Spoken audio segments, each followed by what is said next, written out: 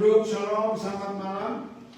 Memuji Tuhan luar biasa. Haleluya. Puji Tuhan. Siap belajar ya? Oke. Saya percaya bahwa semua kita tidak meragukan kuasa Tuhan. Amin.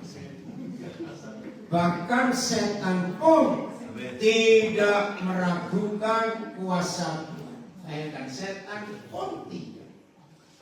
Tapi ini yang kita harus tahu. Sehebat-hebatnya Tuhan kita, sedahsyat-dahsyatnya Tuhan kita, ternyata dia bisa kalah. Pasti kaget semua kita. Saya ulangi lagi. Tidak ada seorang pun di antara kita yang meragukan kuasa Tuhan. Setan pun tidak, ingat. Setan juga tidak, sebab setan mengakui betapa hebatnya Tuhan. Tapi ada satu bagian dalam hidup kita yang Tuhan takluk. Nah, perhatikan ini. Kalau saudara belum mengerti ini pasti kaget. Masa sih Tuhan takluk? Betul. Saudara, saya ulangi lagi. Setan sudah kalah sejak Tuhan Yesus bangkit. Katakan amin. Amin. Seluruh kekuasaannya sudah dihancurkan total. Tapi ada satu bagian dari hidup kita, kalau saya pakai istilah, yang bisa membangkitkan kembali kuasa setan ini. Dan ketika setan tahu kita membangkitkan itu, Tuhan pun kalah. Kok bisa? Kita buka Matius 26 ayat 38. Matius 26 ayat 38. Lihat. Maka itu kita harus minta kemampuan terus dari Roh Kudus untuk bisa mengalahkan. Matius 26 ayat 28. 38 apa 28? 38. Tadi pertama bilang 38. Ini dulu. Kenapa ada masalah?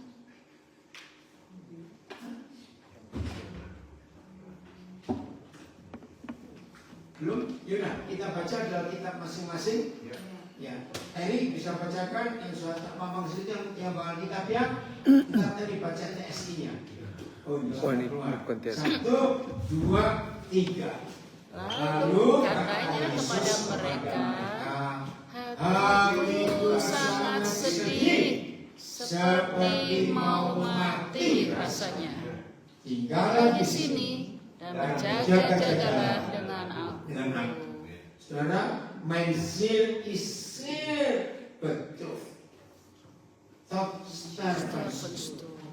Saudara bayangkan kalau seorang Tuhan, saya pakai kata ini, kalau Tuhan sampai punya rasa takut, sedih, seperti orang mau mati. Tuhan loh saudara, Tuhan. Kita perlu tanyakan. Saya tanya, kita perlu tanyakan. Kok bisa? Ada apa ini? Ini mengerikan sekali. Hatiku sangat sedih, seperti mau mati rasa. Betul. Ada sesuatu.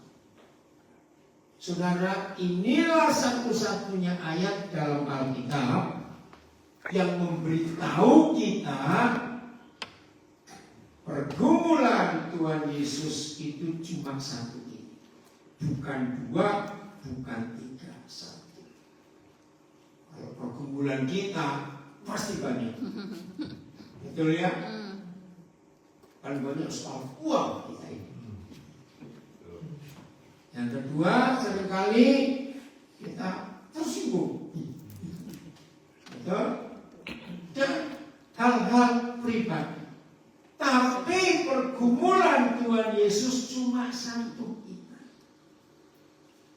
Sampai seperti mau mati rasanya.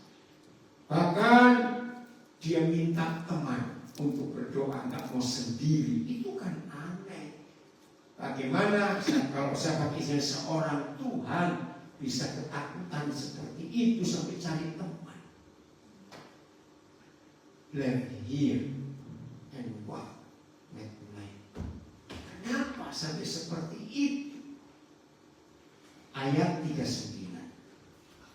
Nah, ini yang dia perjuangkan, ini yang dia pergumulkan, ini yang dia harus perangi.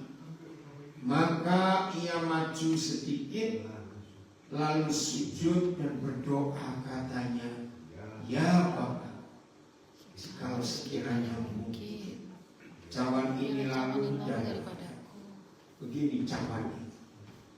Dalam hukum negara Romawi waktu itu, kalau seorang terdakwa dijatuhi hukuman mati, divonis mati, maka tandanya ada gelas beker ya, kalau bahasa Belanda, dan diisi minuman pahit.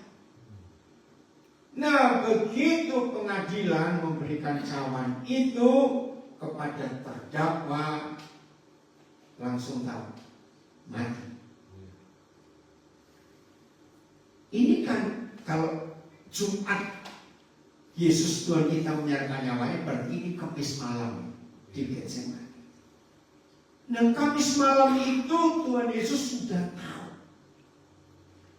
Walaupun pengadilannya baru besok, tapi malam itu dia sudah tahu cawan itu akan diterima. Saudara bisa membayangkan, ya, kalau dosa satu orang ya, pribadi kita. Coba saudara beri saya angka gram atau kilogram, itu nomor 1. Lalu beri saya gambaran dosa satu orang kita ini, betapa kotornya, betapa jijiknya. Ngerti ya? Pertama, beri angka gram atau kilogram. Kira-kira dosa kita satu orang ini berapa? Berapa? 1 ton. Tanya kilogram. 1000 kilogram. 1000 kilogram. Oke. Coba kamu jangan taruh gede gitu ya. Kita akan ukur nanti, kita akan ukur. Coba ngomong aja 100 gram. Itu pun kalau kita pakai itu pasti banyak. Kenapa? Kalikan yang hidup sekarang berapa orang di dunia ini? 8 miliar. 8 miliar ya orang. 5 miliar. Lebih. 8 juga ada.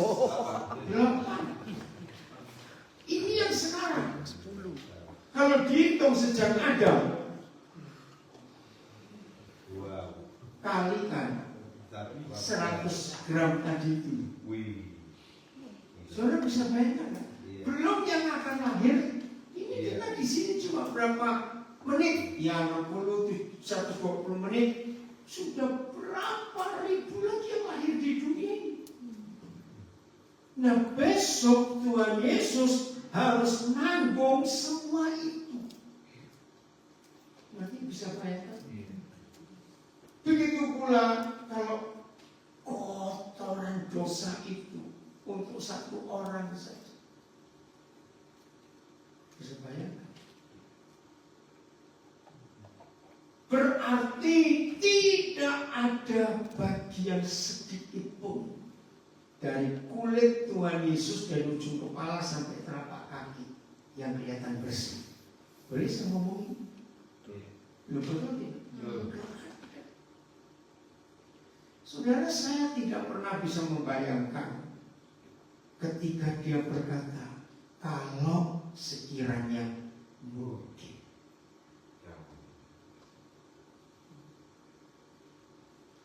Artinya begini, saya punya kalimat ini. Papa, aku siap mati untuk bajingan-bajingan ini. Apa ada yang ngamen? Bajingan-bajingan kita. Kalau boleh ada cara lain. Berarti ini artinya, kalau boleh cara ini aku enggak mau terima. Tapi oke lah, aku siap mati kok. Tapi matinya mati yang mengerikan ini. Betul ya? Enggak ada jawaban. Jikalau sekiranya mungkin, ngeri sekali. Tapi enggak ada, cuma caranya. Nah, sampai suatu hari, sudah lama itu sekarang, kira-kira tahun 80-an yang lalu, Tuhan bawa saya punya pengalaman saya nggak akan lupa. Hari itu saya baru dapat kesempatan untuk mengunjungi salah satu teman yang baru melahirkan anak pertama. Tapi saking sibuknya saya, anaknya ini sudah umur 8 bulan, saya baru bisa ke sana bersama dengan 2 saudara saya. Begitu kami tiba, ternyata anaknya itu sedang tidur. Ya udah, kami nggak mau ganggu. Kami bertiga ngomong-ngomong dengan papa mama. Jadi kami berlima ada di ruang tamu. Wah, cerita macam-macam. Tiba-tiba mama ini menjerit, berdiri, lompat. Ya kami juga ikut kaget, ada apa? Suaminya juga kaget. Enggak lama, cuma sekian detik suaminya lihat jam. Oh, anak itu sudah bangun. Kalau lihat jamnya sudah lewat 30 menit. Kok enggak ada suara? Wajarnya seorang mama, kok diam saja? Ada apa ini? Nah, begitu kami bertiga dikasih tahu, kami tenang sebentar. Belum sekian detik dari dalam kamar, wah, ada jeritan saudara. Tanpa dikomando, kami berdua berdiri semuanya menuju ke kamar itu. Nah, ini ada adegan yang saya nggak akan. Rupanya bayi ini terlalu kuat. Waktu kami masuk ke kamar itu, bayi ini tertawa, senyum. Maaf, tapi dia bisa buka karet pempersnya ini. Maaf, ternyata dia beol sudah. Dan selama 30 tahun itu dia main bareng. Udah, pokoknya sepanjang tangan dan kakinya kotor semua. Sampai rambut wajahnya penutannya sendiri. Terus saya itu mikir pasti kemakan juga ya, bisa bayangkan. Oke, bukan di situ masalahnya. Saya langsung lihat refleks mamanya. Itu buat saya sadar apa yang Yesus alami. Kalau boleh, ayo jujur, karena saudara nggak ada di situ, saya mau tanya. Kira-kira reaksi mama melihat bayinya penuh kotoran dari ujung kepala sampai telapak kaki. Saya pikir dia akan manggil babysitter. Tidak. Atau saudara sempat mikir, pernah lihat induk kucing gendong anaknya? Gimana caranya? Iya. Enggak. Kalau kucing, mama ini akan ambil tengkuknya, terus bawa ke bak mandi dulu, begini, enggak. Nah, itu buat saya sadar doa. Digendong dan dipeluk juga. Saya bayangkan, di situ saya nangis. Seperti itu papa saya. Sekotor apa kita? Maka itu saya beri 2 pertanyaan tadi. Mengapa sampai Tuhan kita begitu ketakutan sampai mau mati minta teman, nggak mau doa sendiri. Saya bisa bayangkan. Berat. Nah, dari kejadian itu saya baru ngerti. Masih ingat teriakan Tuhan Yesus di kayu salib?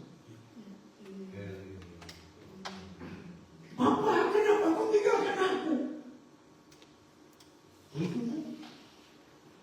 Karena saat itu Papa di surga melihat anak tunggalnya ini. Maaf, saya pakai kata kasar, penuh tai dari ujung kepala sampai telapak kaki. Maka Papa ini enggak bisa melihat kekotoran. Bisa mati. Bisa. Kenapa kau tinggalkan aku? Bisa. Bagaimana anaknya penuh kotoran dari ujung kepala sampai telapak kakinya?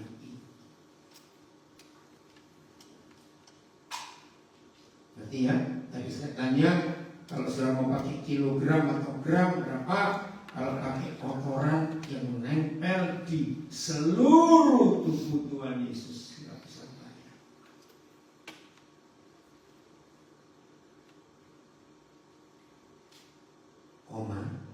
Biarlah zaman ini lalu daripadamu. Kalau boleh, aku enggak siap dihukum mati besok. Nah, ini kan tulisan. Ngerti ya maksud saya? Kalau ini diperagakan dari koma sampai kalimat pendek melainkan janganlah seperti yang ku kehendaki. Ini cuma istilah saya. Kalau dikasih tulisan titik itu panjang kan? Yang nanti nggak bisa ini. Nanti panjang kan? Karena sambil bergumul. Mati nggak ya? Aku terima nggak ya? Bayangkan.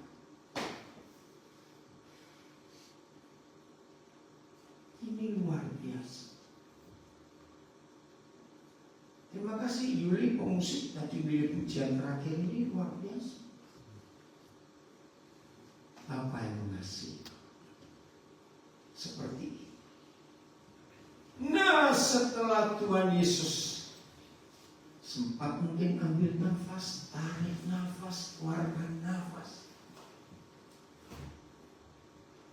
Akhirnya dia memutuskan. Ayo baca sama-sama kata tetapi. 1, 2, 3. Tetapi janganlah seperti yang aku kehendaki, melainkan seperti yang engkau kehendaki. Bahasa Belandanya, Indien, baca prosesnya. My father, Indian mogelijk is, laat deze beker mij voorbij gaan. Doch niet gelijk ik wil, maar gelijk gij wilt. Saya tanya, kalau cuma baca begitu, doh, niet gelijk ik wil, maar gelijk gij wilt. Itu ringan. Kalau baca ringan bahasa. Ringan. Enteng. Ya. Tapi prakteknya. Jadi pertanyaan saya, mati. Nah, dari sini kita belajar. Ternyata satu-satunya hal yang membuat Tuhan harus menyerah kepada manusia ketika keinginan kita melawan keinginan Tuhan. Catat ini.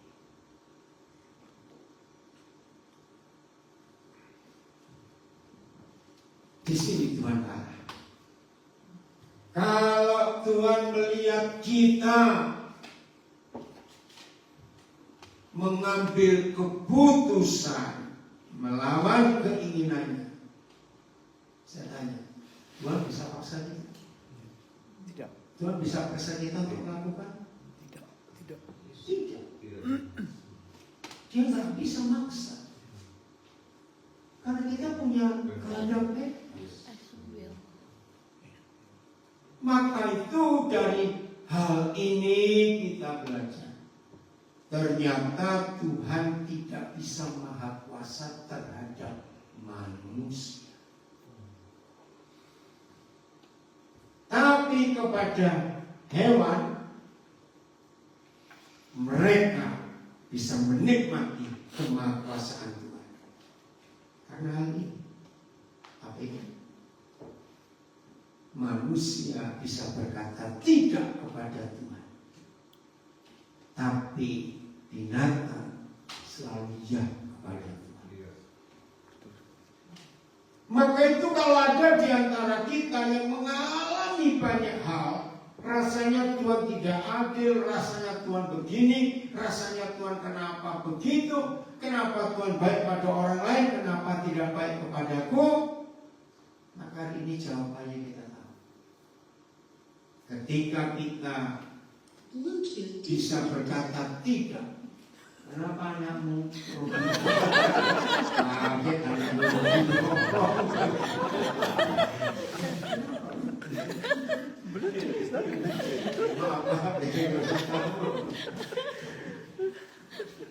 Siapa yang pakai itu? ngerti ya? Contoh ini sebenarnya. Jadi jangan menuduh Tuhan kenapa dia nggak bisa buat ajaran mujizat kepada kita. Jangan menuduh Tuhan. Periksa dulu kehidupan kita. Apakah kita mau sungguh-sungguh selalu berkata ya pada apa yang Tuhan kehendaki di hidup ini. Maka kalau kita bisa selalu berkata ya, jadilah kehendakmu, kita akan mengalami kuasa Tuhan yang luar biasa. Jadi yang saya katakan dari awal tadi, ternyata yang bisa menaklukkan, maaf saya pakai kata ini ya Tuhan, saya minta maaf, yang bisa menaklukkan kemahakuasaan Tuhan ketika kita bisa berkata it will, aku mau, aku mau. Wih, ngeri sekali. Begitu Bapa di surga melihat kita maju dengan kalimat aku mau yang ini, Tuhan maunya yang itu, maka pada saat itu dia nggak bisa buat apa.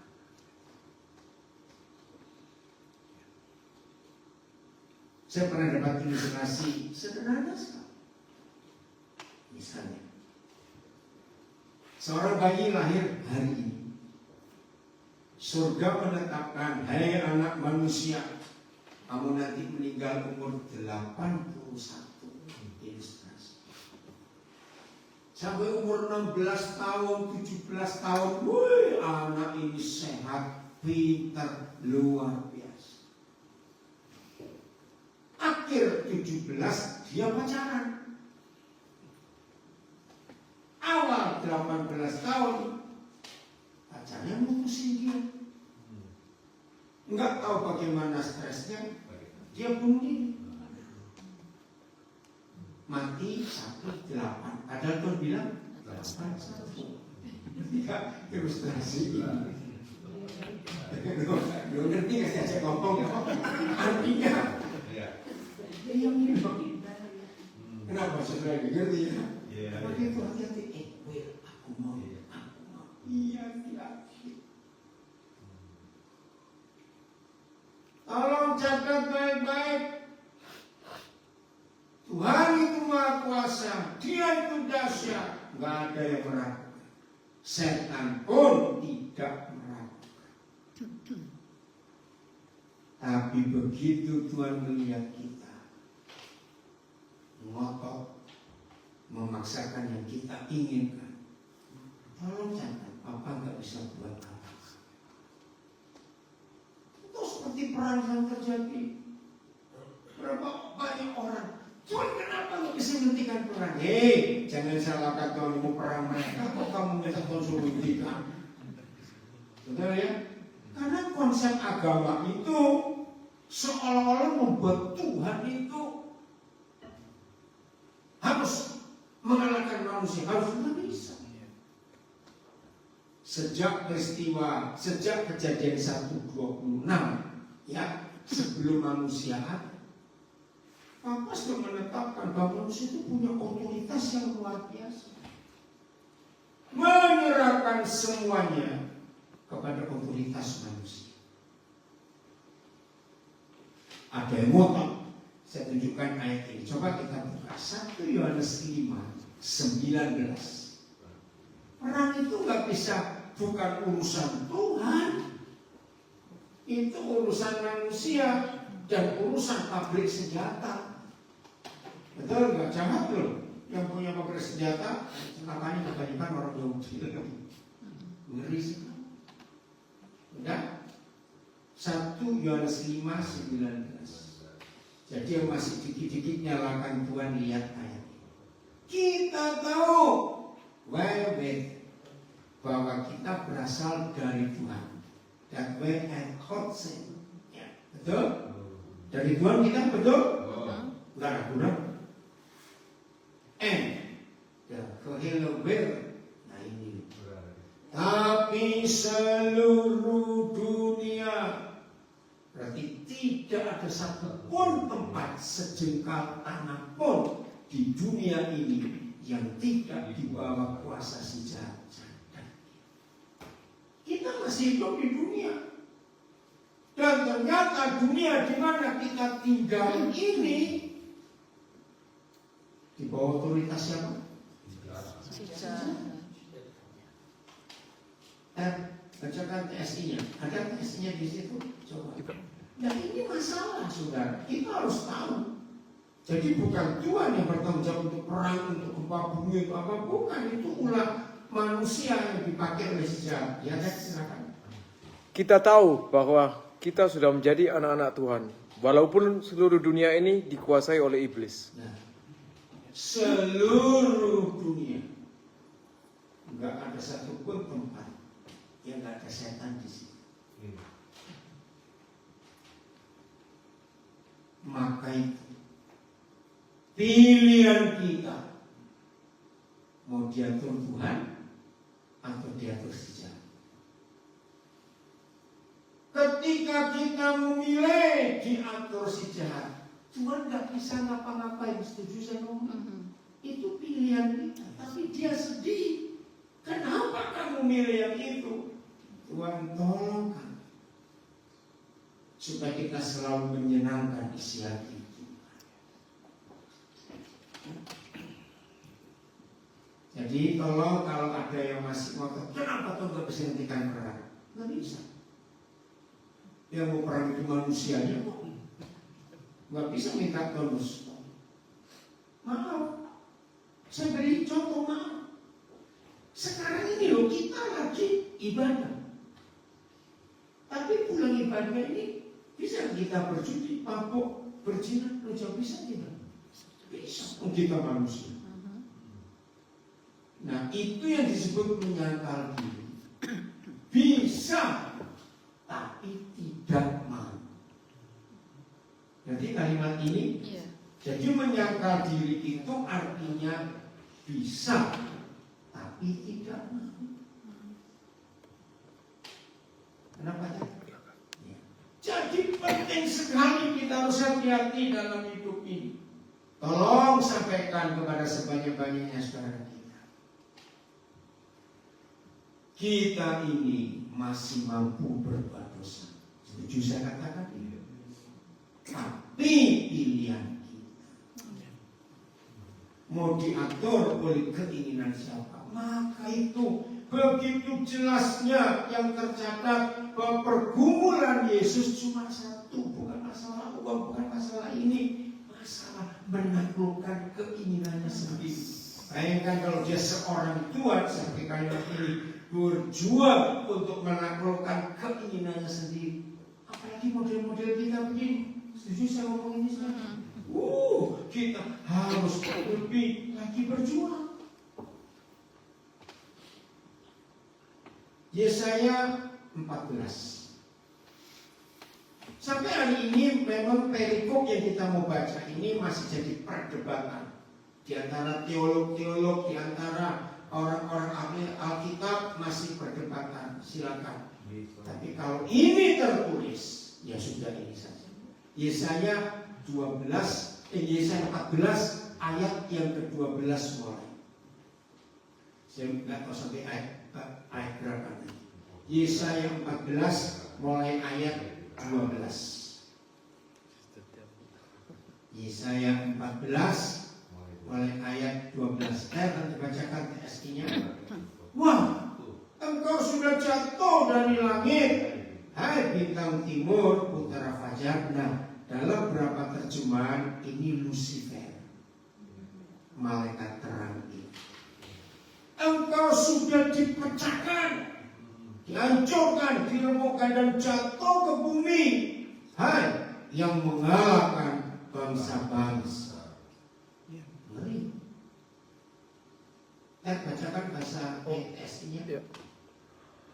Oh Raja Babel, engkau yang menyebut ya, engkau yang menyebut dirimu putra fajar, putra fajar, titisan dewa matahari.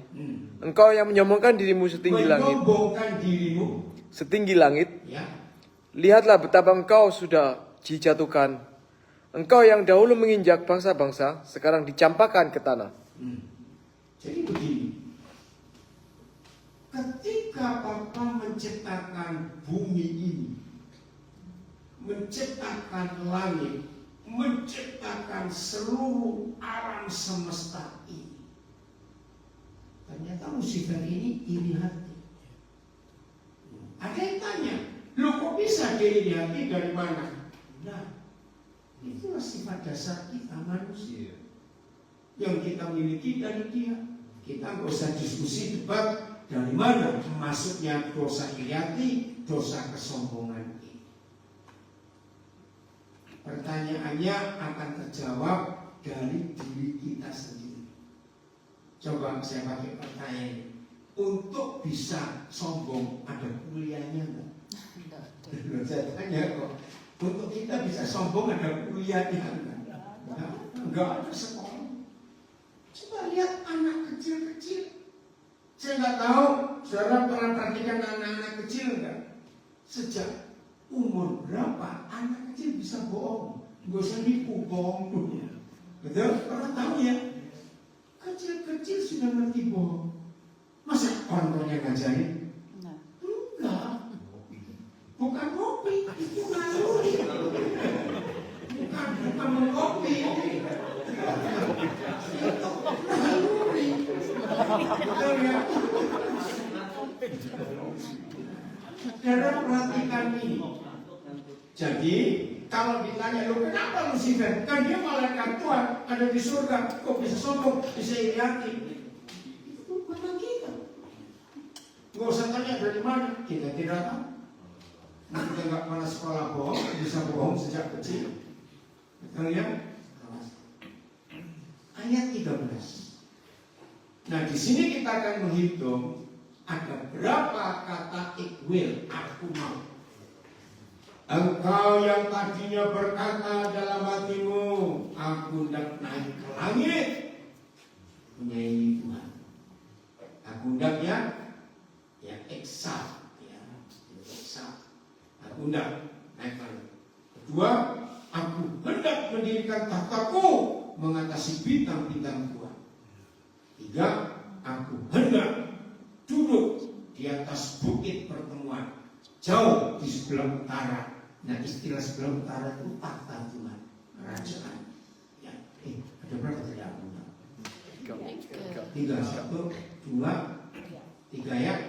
Ayat 14. Ayat 14. Aku hendak naik mengatasi ketinggian awan-awan. 4-nya. Aku menyamai, hendak menyamai. 5. Yang maha tinggi. Wih, luar biasa itu. 15, 15, 5 ya. Sebaliknya ke dalam dunia orang mati engkau diturunkan ke tempat yang paling dalam di liang kubur. Jadi ketika Lucifer melihat Tuhan bisa menciptakan begitu indah alam semesta ini dari hati. Dalam hatinya kalau saya pakai terjemahan gampang, lu kira gua gak bisa? Lu kira gua gak bisa? Nah, itu sombong. Saudara, dari Yesaya 14 ini, walaupun sampai hari ini masih terjadi perdebatan, ada berkata gini begitu, oke, terserah mereka. Ya memang kadang-kadang orang makin merasa pintar, makin sok. Ya tak, ya udah berani. Tapi apa yang tertulis ini, ya sudah. Ayat 16. Orang-orang melihat engkau akan memperhatikan dan mengamati engkau, katanya, ini kan dia yang telah membuat bumi gemetar, yang telah membuat kerajaan-kerajaan bergoncang hancur. Maka itu mulai hari ini, mari kita jaga hati kita. Oke? Setiap kali muncul aku ingin, aku mau, kita langsung periksa. Untuk apa dan untuk siapa? Aku mau belanja, cek juga. Walaupun itu uang-uang kita sendiri, tapi kita cek. Sering nggak tanpa kita sadari kita itu belanja yang bukan kita perlukan. Tapi yang apa? Yang kita inginkan. Apalagi kalau melihat orang lain punya, aku juga bisa. Wah. Jadi ya, hati-hati. Untuk apa? Dicek dulu. Setelah untuk apa, cek lagi untuk siapa. Saudara bisa bayangkan kalau semua ini kita lakukan, kemuliaan Tuhan kuasa Tuhan akan nyata di hidup kita. Amin. Sebelum ada handphone, orang berbuat dosa itu mikir mahal. Nanti ya istilahnya sebelum ada handphone. Sekarang dengan barang satu ini, oh ini. Nanti ya maksudnya, makanya kita harus hati-hati. Aku ingin. Berapa kali itu? Maaf ini cuma ngomong saja, jangan apa ya, mikir macam-macam. Berapa banyak yang tipu beli online? Betul? Gambarnya tidak sesuai dengan barang-barang yang kita. Nah itu. Kenapa? Kenapa mas? Beli online kadang kacau. Kadang sering. Tidak sesuai. Oh memang namanya iklan itu. Maka itu seringkali ini ilustrasi, saya nggak tahu siapa ya Pak. Ada anak muda mati masuk neraka, sampai neraka marah-marah juga. Loh, ya gitu jangan aku nggak begitu, itu etalasenya. Hanya itu yang terlambat. Maka itu kita harus hati-hati dalam hidup ini. Percaya kalau setiap kali kita ingin sesuatu, lalu kita cek untuk apa dan untuk siapa. Percayalah, kemungkinan jatuh kecil sekali. Setuju ya? Ingat, Tuhan Yesus yang bergumulnya seperti itu. Maka itu mulai hari ini semua kita jadi berhikmat, jadi bijaksana, harus hati-hati untuk melakukan apa saja yang Tuhan inginkan atas hidup kita. Berbahagialah setiap kita kalau kita bisa berkata, ya Tuhan. Amin. Ya Tuhan. Untuk apa saja kita katakan, ya Tuhan. Wah, hidup ini pasti menyenangkan sekali. Jadi hari ini kita tahu bagaimana kita jadi pemenang atau kita jadi orang yang kalah. Pilihan ada pada aku ingin. Cek terus. Siap jadi pemenang? Amin. Bukan karena doa puasa, bukan, tapi karena pilihan. Ayo musik siapkan. Saya suka lagu ini. Ku mau mengikuti, ku mau mengikuti ke